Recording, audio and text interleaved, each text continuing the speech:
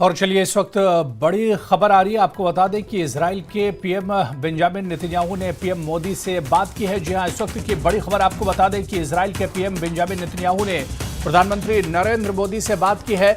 Iran पर हुए हमले के बीच पीएम से बात हुई है। बेंजामिन नेतन्याहू ने प्रधानमंत्री नरेंद्र मोदी से बात की है। ट्रंप और पुतिन से भी नेतन्याहू बात करेंगे।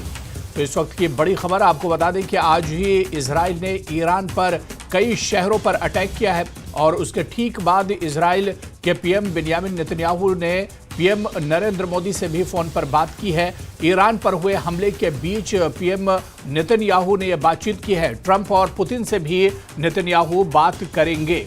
तो एक तरफ जिस तरह के मिडिल ईस्ट में हालात हैं, मशरिक़ वस्ता में हालात हैं, और इस बीच इजराइल के पीएम नेतन्याहू ने प्रधानमंत्री नरेंद्र मोदी से बात की है। ईरान पर हुए हमले के बीच नेतन्याहू ने यह बातचीत की है और बताया जा रहा है कि ट्रंप और पुतिन से भी नेतन्याहू बात करेंगे, क्योंकि मिडिल ईस्ट में हालात एक तरह से कशीदा है, तनाव काफी ज्यादा है। और ऐसे में इजराइल के पीएम ने भारत के प्रधानमंत्री नरेंद्र मोदी से बातचीत की है।